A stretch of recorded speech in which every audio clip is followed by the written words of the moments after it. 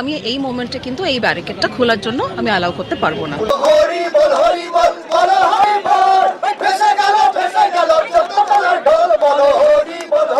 আগামী 13 তারিখ প্রশাসনকে স্তব্ধ করে দেওয়া হবে সরকার যদি আমাদের দাবিতে মান্যতা না দেন। নমস্কার বন্ধুরা, আজকে ফের কলকাতার রাজপথ দেখলো এক বিশাল জনস্রোত। তবে এই ভিড় কোনো রাজনৈতিক দলের শক্তি বৃদ্ধির জন্য নয়, এই ভিড় সাধারণ কর্মচারীদের নিজেদের হকের লড়াইয়ের।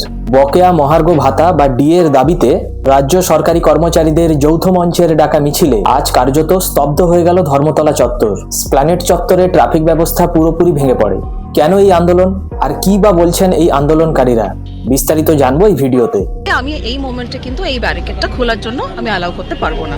আমরা এখানে জেল নেহরু লিন্সের উপরে আমাদের একটা ব্যারিকেড আছে, ওনারা হাজরা যেতে চেয়েছিলেন, তবে এখন আমরা ওনাদের হাজরা যেতে দিতে পারছি না, সেটা ওনাদের কমিউনিকেট করা হয়েছে।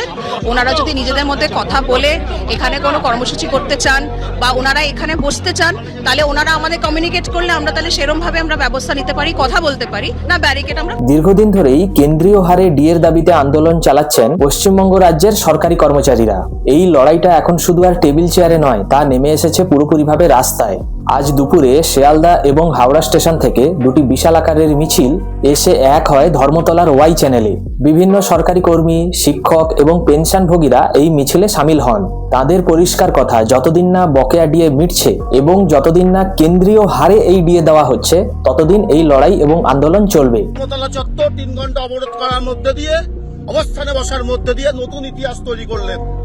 যে ইতিহাস আগামী 13 তারিখ প্রশাসনকে স্তব্ধ করে দেওয়া হবে সরকার যদি আমাদের দাবিতে মান্যতা না দেন। সাধারণ মানুষের কিন্তু এই আন্দোলনের জেরে আজ সাধারণ মানুষকে চরম ভোগান্তির শিকারও হতে হয়েছে, এমনকি পুলিশকে ট্রাফিক সামলাতে হিমশিমও খেতে হয়েছে।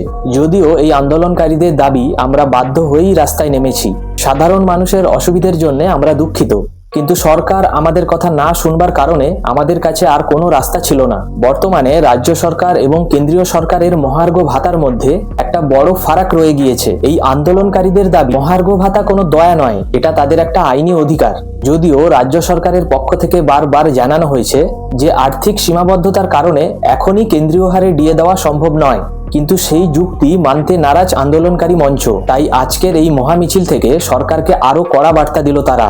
আগামীতে এই আন্দোলনের ঝাঁজ আরো বাড়বে বলেও হুঁশিয়ারি দেওয়া হয়েছে। আজকের এই মিছিলে একদিকে যেমন ছিল মানুষের হকের দাবি, তেমনি অন্যদিকে ছিল সাধারণ মানুষের ভোগান্তি। আপনার মতামত অবশ্যই কমেন্ট বক্সে জানাবেন। ভিডিওটি ভালো লাগলে লাইক করুন। এরকম আপডেট পেতে আমার চ্যানেলটিকে অবশ্যই সাবস্ক্রাইব করুন। পরের ভিডিওতে আবার দেখা হবে। ধন্যবাদ।